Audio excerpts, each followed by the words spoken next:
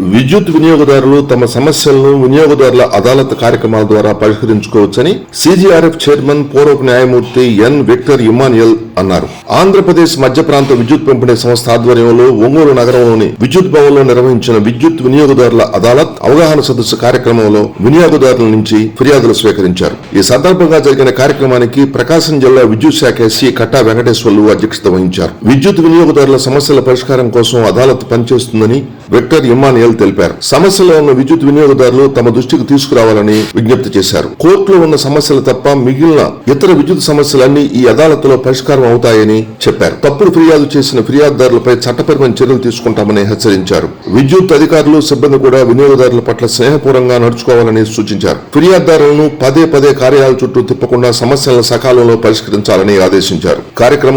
ఈ కార్యక్రమంలో సాంకేతిక కమిటీ సభ్యులు కె వెంకటకృష్ణ, ఆర్థిక కమిటీ సభ్యులు ఆర్సిహెచ్ వెంకట్రావు, స్వాతంత్ర కమిటీ సభ్యులు సునీతతో పాటు పలువురు విద్యుత్ అధికారులు పాల్గొన్నారు.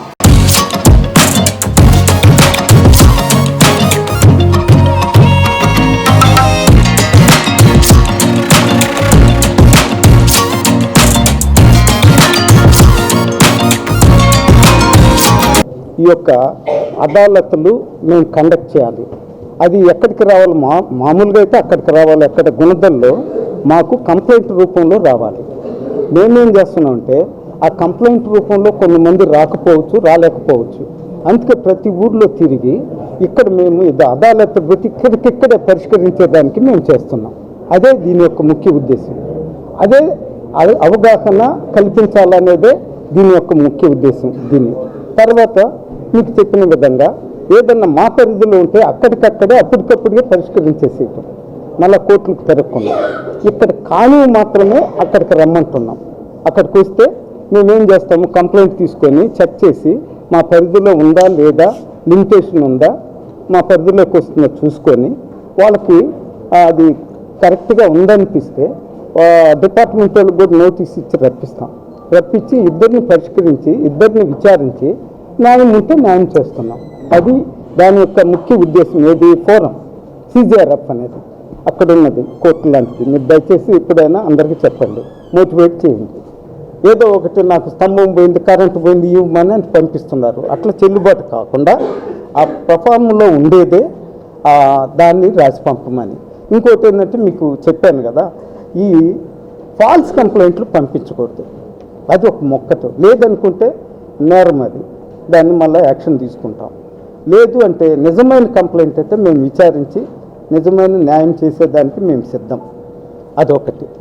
పోతే 2 సంవత్సరాలు ఇంకొకటి లిమిటేషన్ ఏంటంటే 2 years లోపల వేయాలి. ఏదన్నా గ్రీవెన్స్ జరిగినా, ఏదన్నా వాళ్ళకి అన్యాయం జరిగినా, ప్రాబ్లం వచ్చినా 2 years లోపల మాకు చెప్పాలి. 2 years అయిపోతే మాకు అధికారం లేదు. అదొకటి మీరు దయచేసి కనుక్కోండి. వీళ్ళందరికీ మొబిలైజ్ చేయండి. ఏదైనా ఉంటే అక్కడికి రమ్మనండి. లేదు ఇక్కడ పెట్టినప్పుడు ఇక్కడికి వచ్చినా, ఈ పక్క ఊర్లో పెట్టినప్పుడు వచ్చినా కూడా మాకు పర్వాలేదు. విద్యుత్ శాఖలో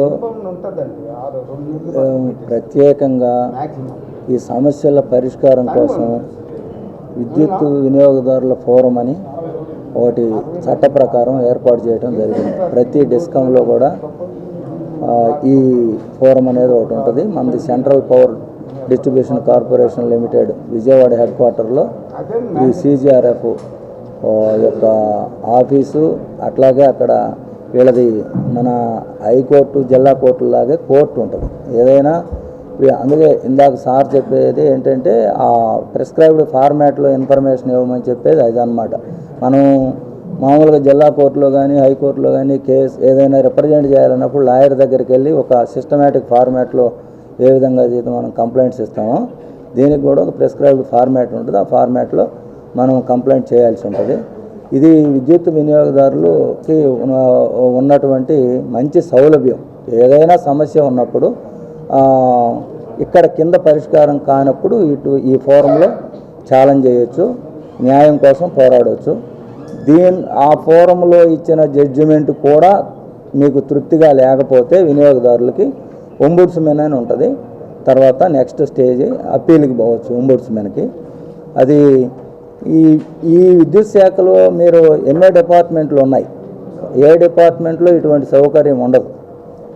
విద్యుత్ శాఖలో వినియోగదారులు ఎక్కువ మంది ఉంటారు కాబట్టి వాళ్ళకి అనేక రకాలైన సమస్యలు వస్తుంటాయి. కాబట్టి చట్టంలో ఇటువంటి సెంట్రల్ ఎలక్ట్రిసిటీ రెగ్యులేటరీ కమిషన్ ఆదేశాల మేరకి మరి స్టేట్ గవర్నమెంట్స్ ఈ CGRF అనేది డిస్కమ్లో ఏర్పాటు చేయడం జరిగింది.